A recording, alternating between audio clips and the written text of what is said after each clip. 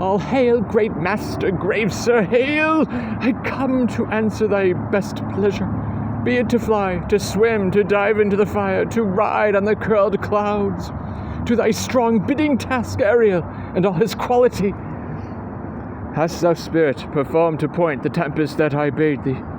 To every article I boarded the king's ship, now on the beak, now in the waist, the deck, in every cabin I flamed amazement. Sometime I divide and burn in many places on the top mast, the yards and bowsprit, when I flame distinctly, then meet and join Jove's lightnings, the precursors of the dreadful thunderclaps, more momentary and sight outrunning, when not the fire and cracks of sulphurous roaring the most highly Neptune seem to besiege and make his bold waves tremble, yea, his dread strident shake.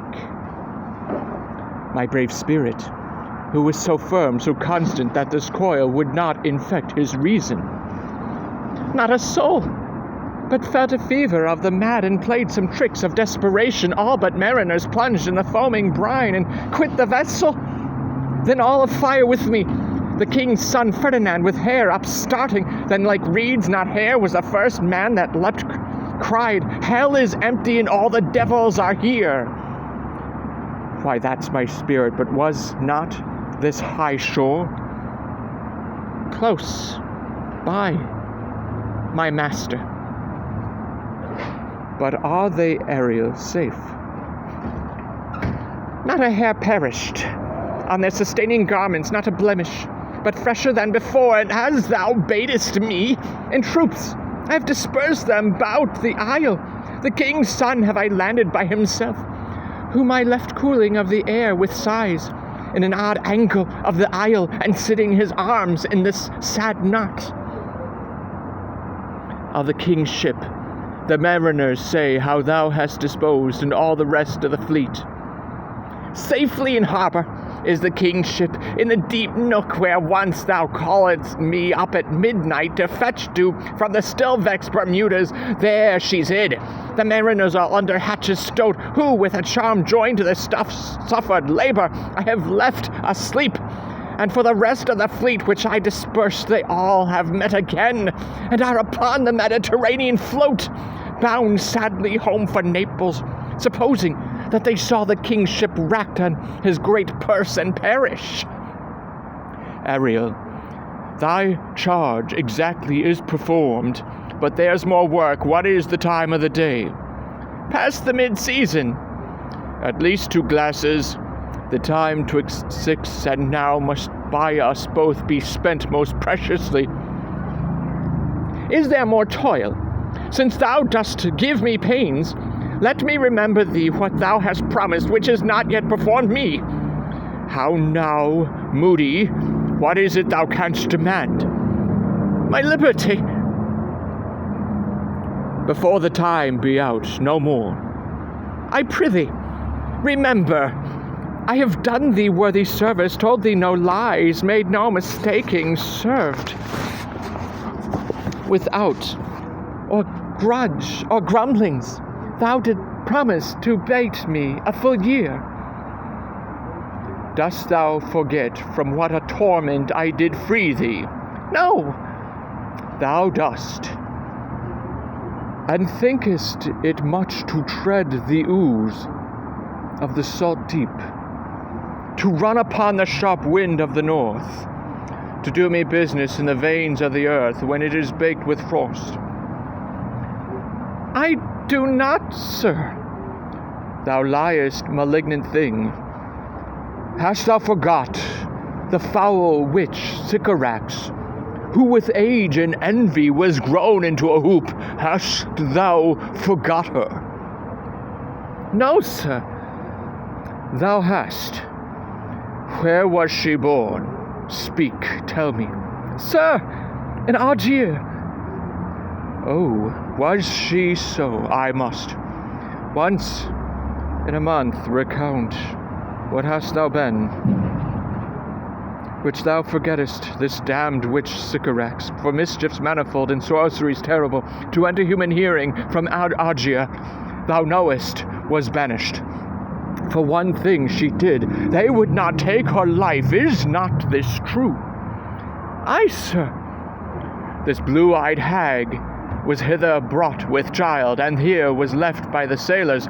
Thou, my slave, as thou reportest thyself, wast then her servant, and for thou wast a spirit too delicate to act her earthy and abhorred commands, refusing her grand hests, she did confine thee, by help of her more potent ministers, and in her most unmitigable rage, into a cloven pine, within which rift imprisoned thou didst painfully remain 12 years, within which space she died, and left thee there, where thou didst vent thy groans as vast as mill wheels strike. Then was this island, save for the sun that he did litter here, a freckled whelp hag-born, not honored with a human shape. Yes, Caliban, her son. Dull thing, I say so. He that Caliban, whom now I keep in service, thou best knowest what torment I did find thee in. Thy groans did make wolves howl, and penetrate the breasts of every angry bears. It was a torment to lay upon the damned, which Sycorax could not again undo. It was mine art, when I arrived and heard thee, that made gape the pine, and let thee out. I thank thee, master. If thou more murmurest, I will rend an oak and peg thee in his knotty entrails, till thou hast howled away 12 winters. Pardon, master. I would be correspondent to command, and do my spriting gently. Do so, and after 2 days I will discharge thee. That's my noble master. What shall I do? Say what shall I do? Go make thyself like a nymph of the sea, be subject to no sight but thine and mine, invisible to every eyeball else. Go take this shape, and hither come in it. Go hence with diligence. Awake, dear heart, awake. Thou hast slept well, awake. The strangeness of your story put heaviness in me. Shake it off. Come on. We'll visit Caliban, my slave, who never yields us kind answer. 'Tis a villain, sir. I do not love to look on. But as 'tis, we cannot miss him. He does make our fire, fetch in our wood, and serves in offices that profit us. What ho, slave Caliban, thou earth, thou, speak.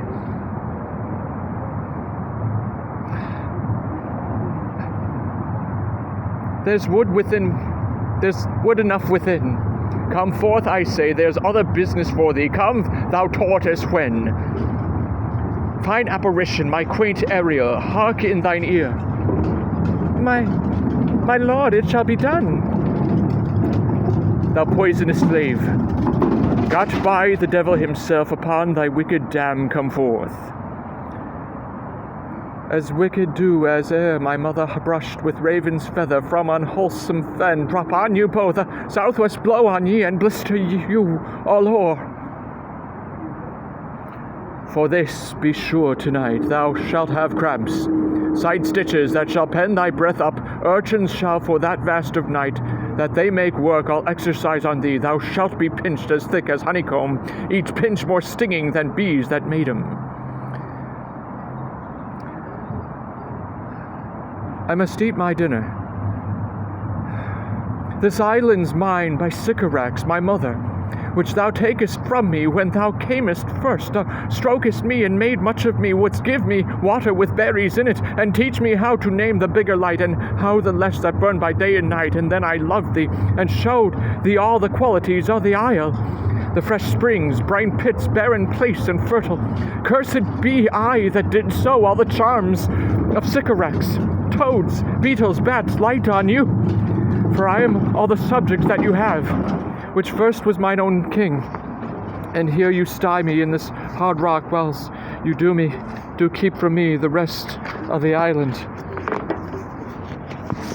Thou, most lying slave, whom stripes may move, but not kindness, I have used thee, filth as thou art, with humane care, and lodged thee in mine own cell, till thou didst seek to violate the honor of my child.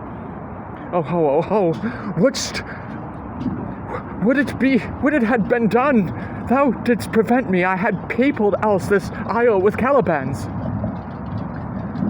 Abhorred slave, which any print of goddess wilt not take, being capable of all ill, I pitied thee, took pains to make thee speak, taught thee each hour one thing or other, when thou didst not savage know thine own meaning, but wouldst gabble like a thing most brutish. I endowed thy purposes with words that made them known, but thy vile race, though thou didst learn, had that in it, which good natures could not abide to be with. Wherefore wast thou deservedly confined into this rock, who hadst deserved more than a prison? You taught me language, and my profit on it is, I know how to curse. The red plague rid you for learning me your language. Hagseed hence, fetch us in fuel, and be quick, thou at best, to answer other business. Shruggest thou malice?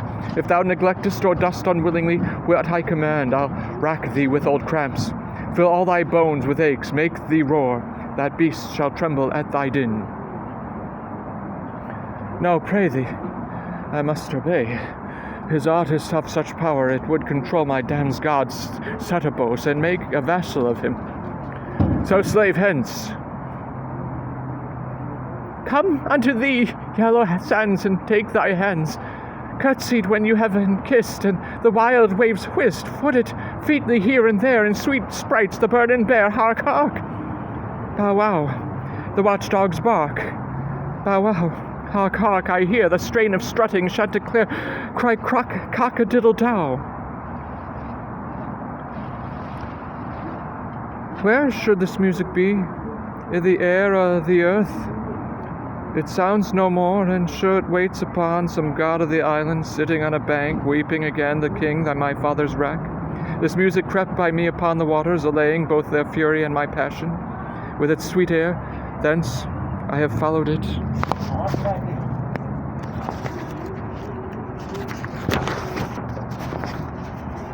Or it hath drawn me rather, but 'tis gone.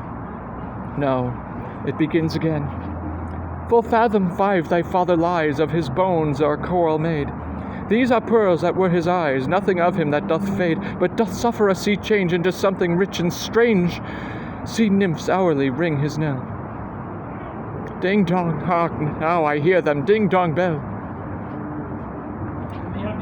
The ditty does remember my drowned father. This is no mortal business, nor no sound that the earth owes. I hear it now above me. The fringed curtains of thine eye advance, and say what thou seest yond. What is it? A spirit? Lord, how it looks about.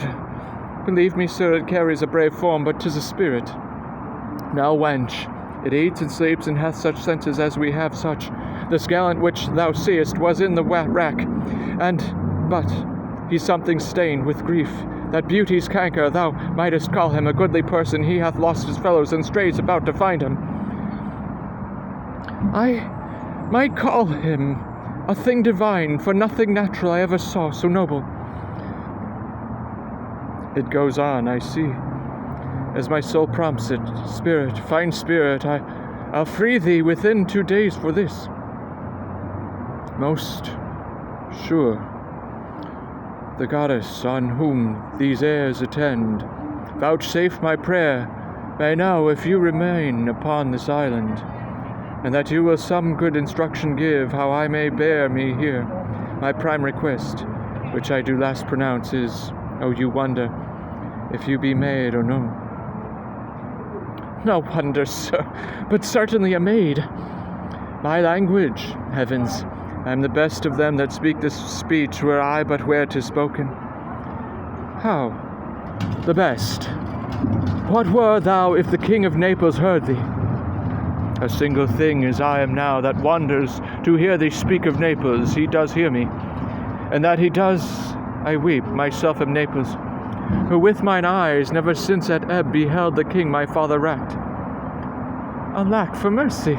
Yes, faith, and all his lords, the Duke of Milan and his brave son being twain. The Duke of Milan and his more braver daughter could control thee, if now 'twere fit to do it at the first sight. They have changed eyes, delicate area. I'll set thee free for this. A word, good sir, I fear you have done yourself some wrong. A word. Why speaks my father so ungently? This is the third man that e'er I saw, the first that e'er I sighed for. Pity move my father to be inclined my way. Oh, if a virgin and your affection not gone forth, I'll make you the Queen of Naples. Soft, sir, one word more.